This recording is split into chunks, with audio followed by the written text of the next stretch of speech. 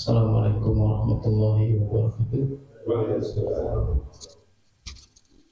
Alhamdulillah ala ihsanihi wa syukran ala taufiqi wa imtinani. Asyhadu an la ilaha illallah ta'liman li sya'nihi wa asyhadu anna Muhammadan abduhu wa rasuluhu da'iyan ila ridwanihi. Allahumma shalli ala Muhammad wa ala alihi wa sahbihi wa man tabi'ahum bi ihsanin ila yaumil amma ba'du.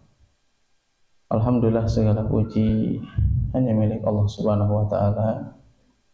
Salawat dan salam tidak lupa senantiasa kita curahkan kepada Nabi kita Nabi Muhammad sallallahu alaihi wasallam beserta keluarganya, sahabatnya, tabi'in, tabi'ut tabi'in, dan kepada para pengikutnya yang senantiasa istiqomah berpegang teguh di atas sunnahnya Nabi Muhammad sallallahu alaihi wasallam di akhir zaman. Alhamdulillah, atas izin Allah Subhanahu wa taala pada kesempatan kali ini bisa bertemu kembali ya. Mohon maaf atas keterlambatan karena tadi dari ujung Banjaran dulu tadi ngisi di perkampungan ya, jadwal kampung baru, maksudnya jadwal perdana. Jadi kasihan kalau kita tinggalkan karena memang betul-betul jauh gitu, maksudnya betul-betul belum mengenal sunnah gitu, masih betul-betul awam. Jadi kemarin sebetulnya sudah undurkan gitu di waktu yang lain, cuman pengennya sekarang ya sudah qadarullah ya. Jadi kembali lagi ke kaidah usul fikih ya. Sesuatu hal yang tidak bisa kita dapatkan seluruhnya, minimal sebagiannya. Ya, insyaallah pada kesempatan kali ini kita melanjutkan kembali pembahasan kitab Tadhkiratus Sami ya, yang mana pada kesempatan kali ini kita akan menjelaskan tentang salah satu atau di antara adab yang harus dimiliki oleh seorang penuntut ilmu, yaitu adalah di antaranya, kalau pertemuan yang sebelumnya kita mempersiapkan diri yaitu dengan sesuatu hal yang baik dengan menggunakan pakaian yang terbaik ya, atau dalam keadaan bersuci. Maka pada kali ini yaitu adalah atsani, idza kharaja min baitihi da'a bi du'ain sahihin anin nabi sallallahu alaihi wasallam. Ya, seorang penuntut ilmu, seorang yang mempelajari ilmu atau mempelajari Al-Qur'an dan sunnah Nabi sallallahu alaihi wasallam atau hadir di majelis ilmu, idza kharaja min baitihi, kalau dia keluar dari rumahnya, da'a bi du'ain sahihin anin nabi sallallahu alaihi wasallam, bi du'ain sahihi anin nabi sallallahu alaihi wasallam. Itu ketika dia keluar dari rumahnya berdoa dengan doa yang sahih dari Nabi sallallahu alaihi wasallam, bahwa yaitu Allahumma inni a'udzubika an adilla au udalla au azilla au uzalla au adlima au adlama au ajhala au yujhala alayya azza jaruka wa jalla thanauka wala ilaha ghairuka. Salah satu doa yang diajarkan oleh Nabi sallallahu alaihi wasallam ketika kita hendak menghadiri majelis ilmu atau menuju majelis ilmu, maka salah satu doanya ya, Nabi sallallahu alaihi wasallam mengajarkan kepada kita semuanya, Allahumma inni a'udzubika, ya Allah aku berlindung kepadamu, an adilla au udalla, ya aku berlindung kepadamu agar tidak sesat dan disesatkan, au azilla au uzalla, dan aku berlindung kepadamu melakukan kesalahan atau dibuat salah, au adlima au udlama, dan aku berlindung kepadamu dari melakukan kezaliman atau dizalimi, au ajhala au yujhala alayya, dan aku berlindung kepadamu yaitu adalah dari kebodohan dan dibodohi. Azza jaruka wa jalla sana'uka. Ya, kemudian yang diajarkan Nabi sallallahu alaihi wasallam, azza jaruka, ya, sungguh kuat, ya, sungguh kuat perlindunganmu, ya. Kemudian apa? Wa jalla sana'uka. Ya, di sini sungguh mulia sanjunganmu, wala ilaha ghairuka, dan tidak ada Tuhan selainmu. Atau salah satu doa yang diajarkan Nabi sallallahu alaihi wasallam ketika keluar dari rumahnya untuk hadir di majelis ilmu, yaitu adalah bismillahi, ya, bismillahi wa billahi hasbiyallahu tawakkaltu 'alallahi la haula wa la quwata ya illa billahil aliyul azim Allahumma tsabbit janabi wa adilal haqq ala lisani. Ya, meskipun memang ada doa yang lain yang sering kita kenal yang mungkin lebih familiar, ya, yang sering kita baca, bismillahi tawakkaltu 'alallahi la haula wa la quwata illa billah. Kenapa Nabi sallallahu alaihi wasallam atau muallif rahimahullahu taala memberikan contoh kepada kita atau menukilkan hadis Nabi sallallahu alaihi wasallam untuk senantiasa meminta doa kepada Allah Subhanahu wa taala, khususnya adalah ketika kita keluar dari rumah untuk menuntut ilmu atau melakukan aktivitas apapun, ya, salah satunya adalah menuntut ilmu. Apalagi di sini doanya itu, ini doa yang sangat penting. Ya, bahkan ketika di sini, ya, hadis Nabi SAW mengatakan, Allahumma inni a'udzubika an adilla wa adalla. Ya Allah, aku berlindung kepadamu dari kesesatan dan disesatkan. Doa yang kedua tadi, bismillahirrahmanirrahim tawakkaltu 'alallahi la haula wala quwata illa billah, ini juga sama. Doa yang berkaitan dengan hidayah dan petunjuk dari Allah Subhanahu wa taala. Makanya Nabi sallallahu alaihi wasallam menjelaskan kepada kita semuanya kenapa betapa pentingnya membaca doa ketika keluar rumah tersebut. Nabi menjelaskan kepada kita orang yang berdoa dengan bismillahirrahmanirrahim tawakkaltu 'alallahi la haula wala quwata illa billah, maka kata Nabi sallallahu alaihi wasallam akan disampaikan oleh malaikat faqad hudiyat. Apa hudiyat itu? Maka seseorang tersebut diberikan hidayah, wa kufiyat, dan diberikan kecukupan, wa wukiyat, dan mendapatkan perlindungan dari Allah Subhanahu wa taala.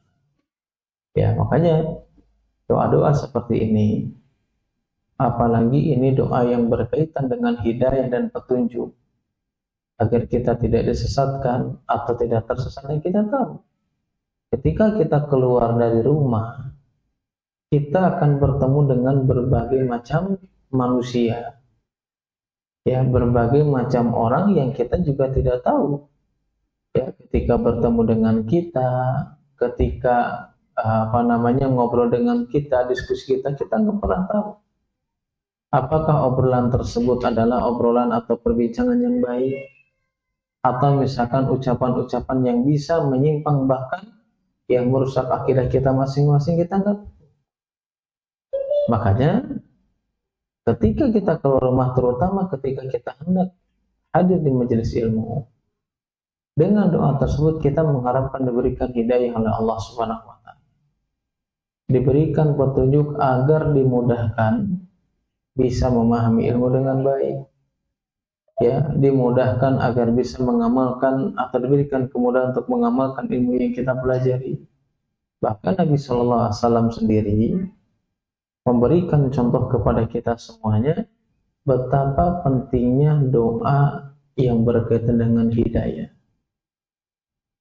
Kenapa? Karena di situ mengandung bimbingan, ya, mengandung bimbingan, ya, yang diberikan oleh Allah Subhanahu wa taala kepada kita semuanya. Makanya salah satu doa yang Nabi sallallahu alaihi wasallam yang menunjukkan betapa pentingnya hidayah dan bimbingan dari Allah Subhanahu wa taala, terutama ketika kita keluar dari rumah melakukan aktivitas, salah satunya Nabi kan sering membaca zikir yang itu dibaca ketika zikir pagi dan petang.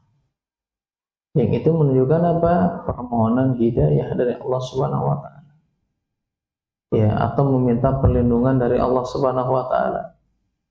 Itu zikirnya apa? Supaya diberikan kemudahan urusannya. Apa zikirnya? Ada yang ingat nggak? Atau lupa lagi atau lagi lupa? Ya Hayyu ya Qayyum bi rahmatika astaghis aslih li sya'ni kullahu wa la takilni ila nafsi tarfata ain. Nabi SAW meminta dibimbing oleh Allah Subhanahu wa taala untuk diberikan kemudahan dalam berbagai macam urusan. Ya, salah satunya apa? Ketika berdakwah, ketika menyampaikan ilmu, ketika menuntut ilmu, memohon agar Allah Subhanahu wa taala memberikan kemudahan.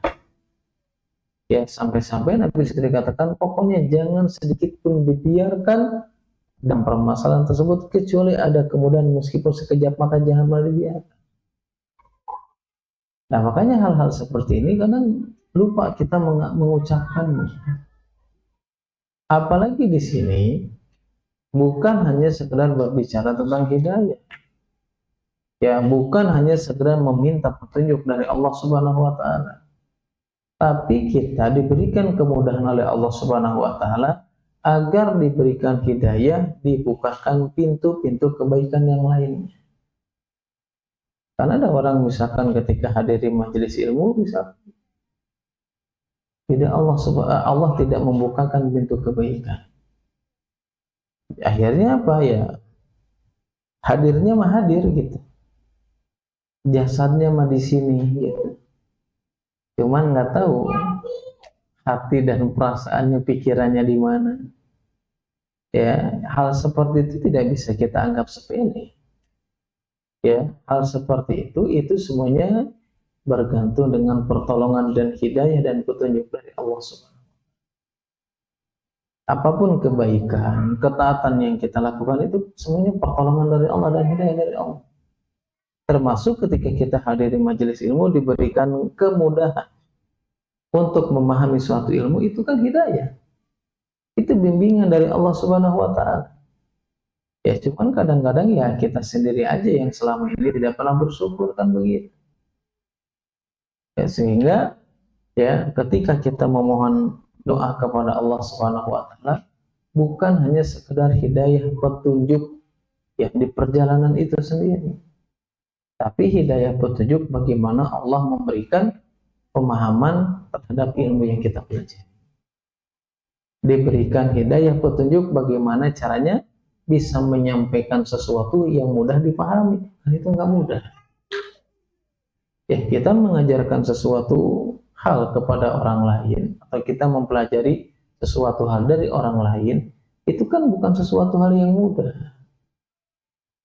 Untuk memahamkan orang itu sulit. Ya, makanya ada mungkin sebagian ini bukan merendahkan ya. Ada mungkin sebagian saudara kita, teman-teman kita yang mungkin dari segi keilmuan itu luar biasa.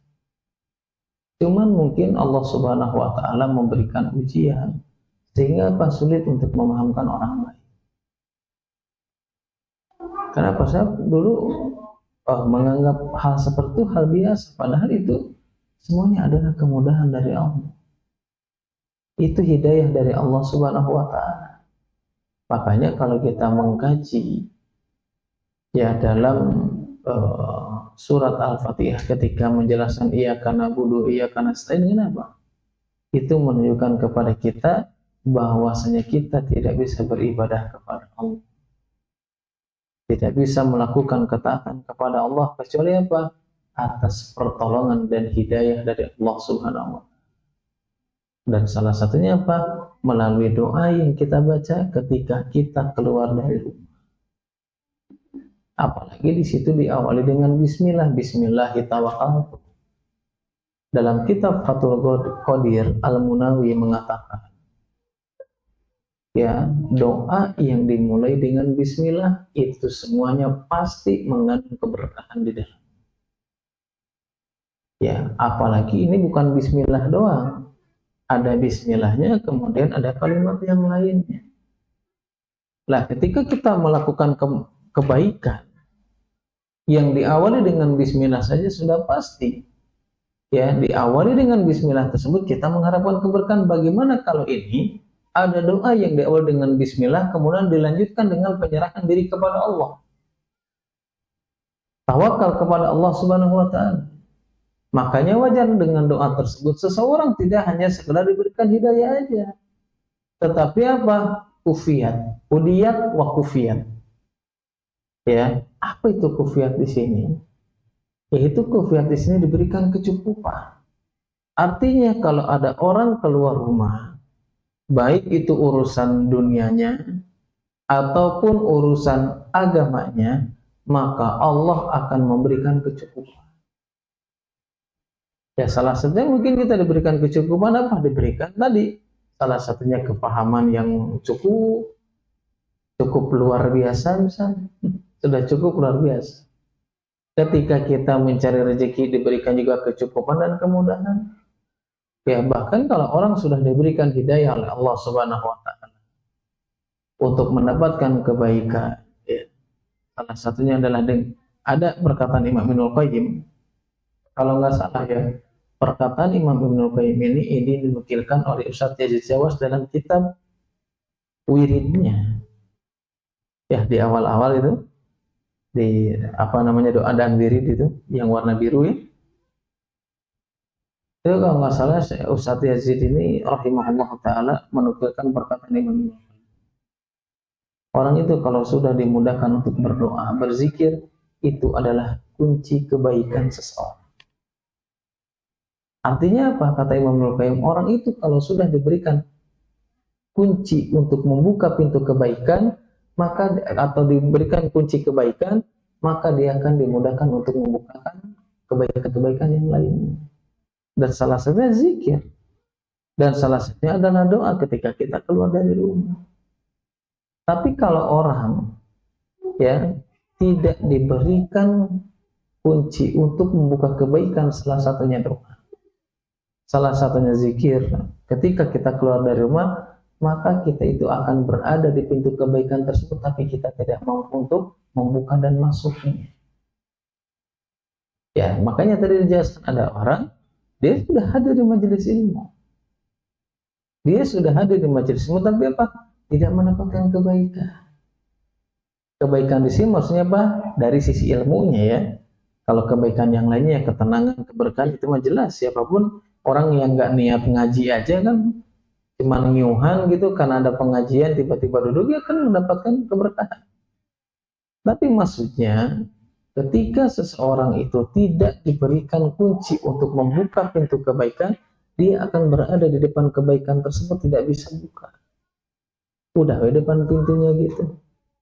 Ada di hadir di majelis ilmu, sudah sampaikan dalilnya, sudah sampaikan hadisnya, bahkan dia masuk juga ke otaknya, tapi dia nggak bisa mengamalkan. Ya, tapi dia tidak bisa mengamalkannya, atau mungkin tidak bisa memahaminya, ya, atau tidak mampu ya menyimak dengan baik. Kenapa? Karena itu semuanya membutuhkan kunci kebaikan melalui doa dan zikir. Salah satunya apa tadi? Doa ketika kita keluar dari rumah, sehingga bukan hanya sekedar diberikan hidayah saja, tapi Allah pun memberikan kecukupan. Salah satunya kalau kita mencari nafkah, diberikan kecukupan untuk mendapatkan nafkah itu sendiri. Kapan? Ketika seseorang tidak lupa untuk membaca doa ketika keluar rumah. Makanya kalau kita mengikuti sunnah Nabi SAW banyak. Ya salah satunya coba. Sering kita lupa kalau keluar dari rumah nggak baca itu. Udah keluar. Pas masuk sama gitu nggak assalamualaikum dulu. Padahal kalau ditanya ya ketika mau kerja, mau bisnis, mau aktivitas, padahal kalau ditanya pengen berkah, kerjaannya pengen berkah, usahanya juga pengen berkah, ya bisnisnya juga pengen berkah, tapi keluar rumah kita nggak pernah baca doa itu. Ya makanya Saya kadang-kadang sering berpikir gitu, kadang ada sebagian orang ngarang-ngarang ibadah gitu ya, buat hal-hal yang baru dalam ibadah, yang ada aja jarang diamalkan, yang ada juga sering kita lupakan, bukan nggak diamalkan, ya dilupakan. Ya, kita kadang-kadang sering berbicara tentang mengikuti sunnah Nabi SAW, kadang berpikirnya jauh banget kita. Padahal dalam kehidupan kita juga ada metode para salaf atau metode yang diajarkan Nabi SAW sebagai bentuk kalau kita mengikuti sunnah Nabi SAW. Salah baca doa keluar rumah itu. Ya, dan itu semuanya mengundang keberkahan. Keberkahannya apa salah satunya? Hudiyah, diberikan hidayah. Ya, yang mana kita semuanya membutuhkan hidayah. Kemudian apa? Tufiyat. Diberikan apa? Diberikan kecukupan. Bahkan kata Nabi SAW, kalau orang membaca doa tersebut bukan hidayah aja, bukan kecukupan saja, tetapi apa? Wawukiyat. Apa wawukiyat itu? Perlindungan. Perlindungan dari setan atau dari apa? Manusia berbentuk setan. Atau setan atau jin dari kalangan manusia. Ya kan kita juga kadang-kadang kalau nggak baca doa kan ujian tuh banyak, mau ngaji aja ujiannya banyak. Ya apalagi mungkin bukan orang sini deket aja. Orang dia pas mau ngaji, ya ada we kegodaan nanti gitu ya, banyak. Ya akhirnya apa? Ya dia dijauhkan dari kebaikan. Oh kiat di sini diberikan perlindungan oleh Allah Subhanahu Wa Taala, dijauhkan dari keburukan. Baik keburukan dari setan tadi, ya, atau keburukan dari manusia itu sendiri. Supaya apa? Supaya kita sama-sama mendapatkan kebaikan itu. Apalagi dia sudah tawakal menyerahkan urusannya kepada Allah Subhanahu wa taala. Ya, seseorang yang sudah mewakilkan kepada Allah Subhanahu wa taala, yang sudah menyerahkan sepenuhnya kepada Allah Subhanahu wa taala, itu adalah di antara tanda Allah akan memberikan kecukupan dan jalan keluar dari setiap kesulitan yang kita hadapi. Makanya penting, kapan ketika kita menuntut ilmu, hadir di majelis ilmu, mengucapkan bismillah, kemudian bertawakal kepada Allah supaya kita bergantung sama Allah. Kalau faham dan tidak faham, itu semuanya dari siapa? Allah Subhanahu wa taala. Ya, kita bisa beramal dan tidak bisa beramal, kita serahkan alias meminta kepada Allah Subhanahu wa taala. Makanya dengan doa tersebut para ulama memberikan ya contoh kepada kita semuanya hal yang harus dimiliki oleh seseorang ketika hadir di majelis ilmu, yaitu salah satunya membaca doa. Bahkan di sini dikatakan wa yudimu dzikrallahi ta'ala ila an yasila ila majlis tadris. Dan seseorang itu seorang ahli ilmu, seorang berilmu, yudimu dzikrallah, dia senantiasa mengkontinyukan zikrullah. Saya benar dapat faedah. Beberapa kali kita jalan bareng sama Ustaz Khalid Basalam. Saya diingetin lagi kemarin sama Syekh Amjad. Syekh ngomong ke saya, kamu merhatiin nggak katanya? Khalid itu tiap jalan sama kita, itu tulisannya itu nggak pernah diam. Benar itu. Itu Ustaz Khalid.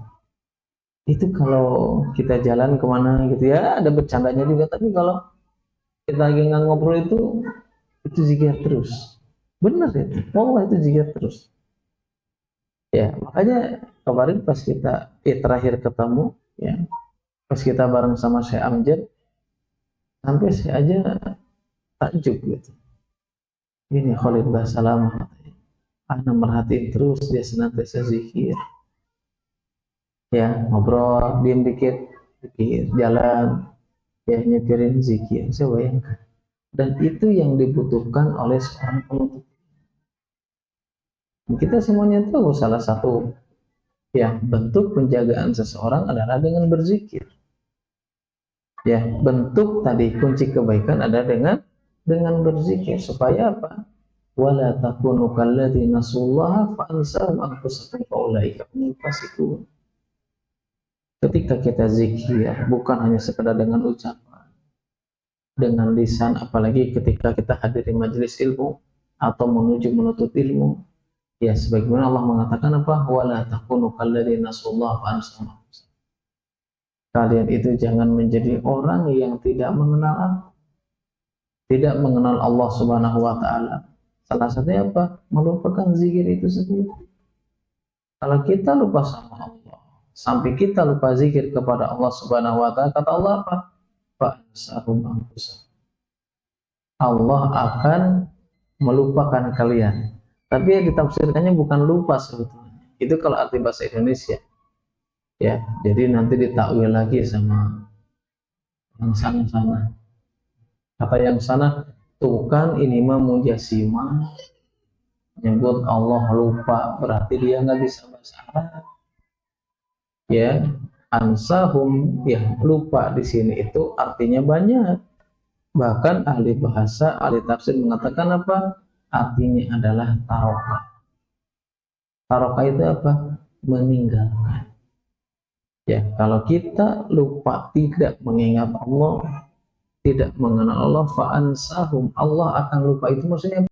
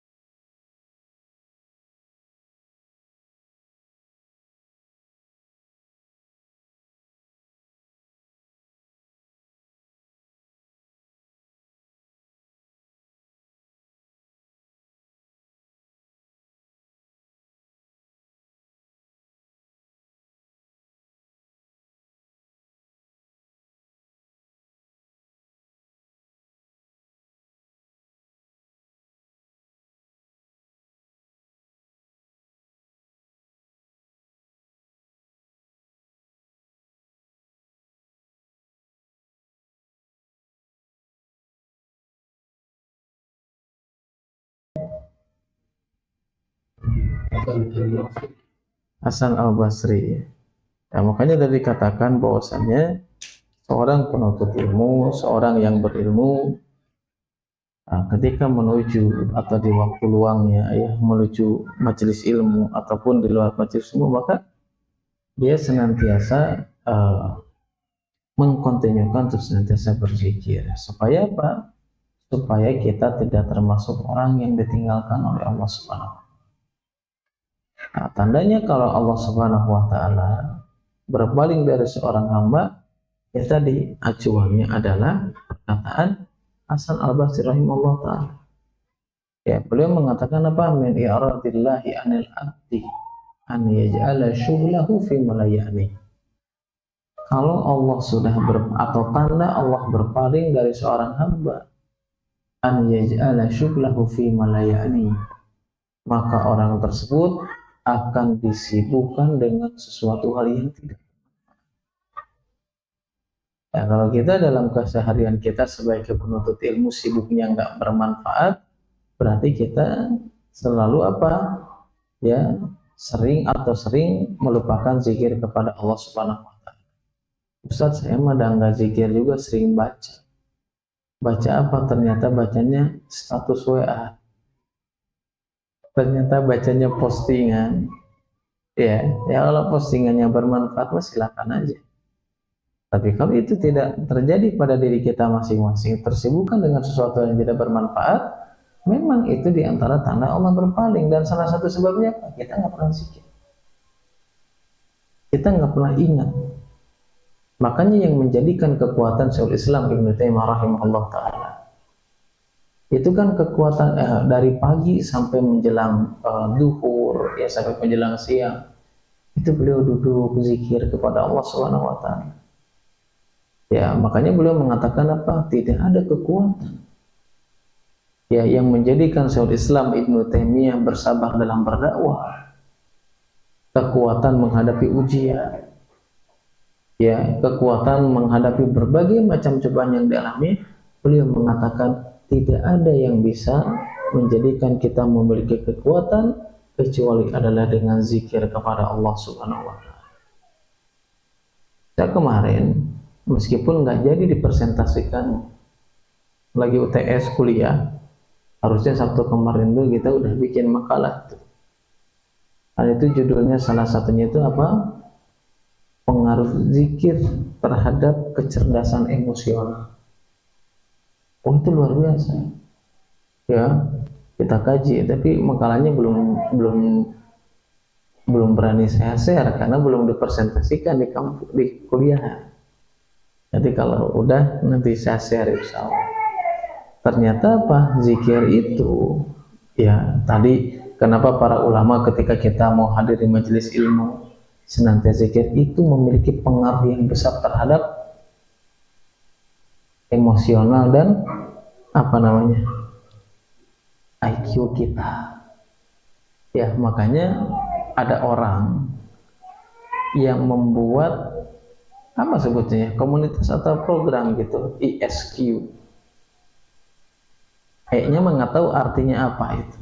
Tapi si SQ-nya itu memang salah satunya apa? Itu mengambil daripada dalam kaidah Islam. Ya, meskipun yang dilakukan yang selama ini kadang-kadang menyimpang dari Islam juga kan, cuman judulnya doang. Ya, tetapi memang betul itu ada pengaruh ya terhadap emosional kita, ya terhadap pola pikir kita dan kecerdasan kita. Makanya tadi Syekhul Islam mengatakan tidak ada kekuatan, nggak miliki kekuatan, lemah gitu. Kuat di sini bukan hanya sekedar fisiknya, coba ya, kita mungkin sering mendengar perkataannya Syekhul Islam itu luar biasa, fatwa-fatwanya ya itu apa bisa dikatakan fatwa-fatwanya itu brilian gitu. Ya, terkadang perkataannya itu memang betul-betul kita kalau belajar itu nggak nyangka bisa dapat faidah kayak gini, nggak nyangka Syekhul Islam bisa mengeluarkan faidah yang begitu luar biasa. Itu salah satu rasanya apa? Karena beliau itu kalau pagi hari sampai menjelang siang duduk untuk zikir dan mengingat Allah Subhanahu wa taala, sehingga apa? Kecerdasan itu ada. Makanya sebagian para ulama yang menjelaskan kepada kita semuanya, kadang kan kita kalau lihat masyayikh, syekh itu kan jarang yang muda, rata-rata tua kan. Tapi ketika berfatwa, ketika memberikan faidah itu luar biasa, memiliki ketajaman dalam memandang suatu permasalahan, ya, memiliki ketajaman dalam memahami suatu masalah. Kenapa? Itu salah satu faktornya sama dengan dulu yang pernah dikatakan oleh Ibnu Rajab Al-Hambali rahimahullah taala. Karena mereka disibukkan dengan ibadah, dan ibadah di situ mengandung zikir kepada Allah Subhanahu wa taala.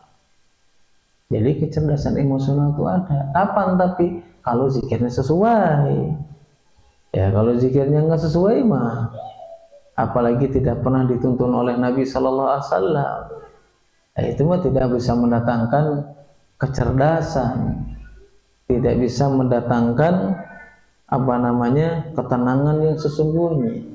Yang dimaksud di sini ya dampak zikir terhadap emosional. Ya salah satunya kenapa tadi kita dianjurkan perjalanan menjelang ke majelis ilmu zikir, kenapa? Itu salah satunya apa? Karena ada dampak emosional, ada dampak terhadap pola pikir.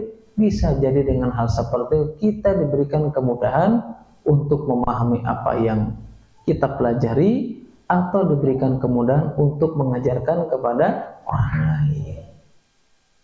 Ya makanya kan kita perjalanan zikir ingat sama Allah, kemudian sebelum mulai kajian mukadimah dulu, kan itu juga sama, menyebut nama Allah Subhanahu wa Ta'ala, ya memuji Allah Subhanahu wa Ta'ala dengan nama-namanya, dan itu bentuk zikir. Supaya apa? Kita semuanya diberikan kekuatan. Salah satunya apa? Kecerdasan emosional, dampak dari seseorang berzikir dan ingat kepada Allah Subhanahu wa Ta'ala. Ya makanya kita diperintahkan untuk senantiasa ya berzikir kepada Allah Subhanahu wa Ta'ala. Ya kapan? Ila an yasila ila majlis tadris, ya sampai dia berada di tempat tadris, itu adalah tempat majelis ilmu. Fa idza wasala ilaihi salama ala man hadaratu. Ini zikir lagi. Sudah mah dari jalan menuju majelis ilmu zikir, ketika masuk pun sudah nyampe masjid mau duduk, zikir lagi, mengucapkan apa? Assalamualaikum. Itu adab yang baik. Supaya apa yang kita lakukan mendapatkan keberkahan kapan? Ketika kita menuntut ilmu. Ya, jadi biasakan seperti itu. Kalau kita datangi, banyak contoh-contohnya sini, tapi kayaknya nggak cukup. Ya nanti pertemuan berikutnya. Artinya jangan sampai kita ke majelis ilmu itu joget gitu. Ya memang nggak dosa gitu, tapi kan adab kita kurang. Padahal kita kan dengan adab itu ingin mendapatkan keberkahan, datang Assalamualaikum warahmatullahi wabarakatuh. Yang datang tuh, bro kemana wae? Tapi apa dengan salam supaya kita semuanya mendapatkan keberkahan. Yang terakhir ya, nanggung sedikit. Nanti lanjutannya di pertemuan berikutnya. Kemudian apa? Wasalla raq'ataini illam yakun waqtan karahatin fa in kana masjidan ta'akkadat mutlaqan.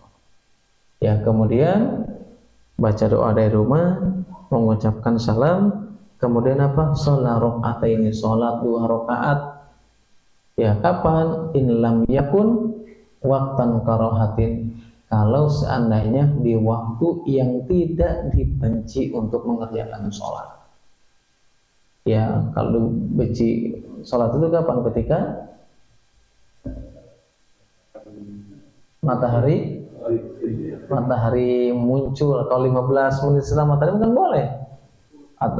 Atau 10 atau 15. Setombak itu hitungannya 15 menit.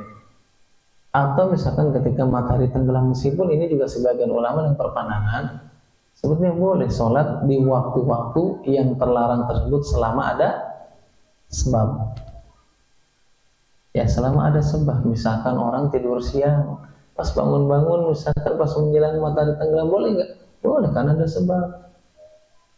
Nah kalau orang misalkan masuk masjid pas mau setelah asar, boleh nggak sholat tahiyatul masjid?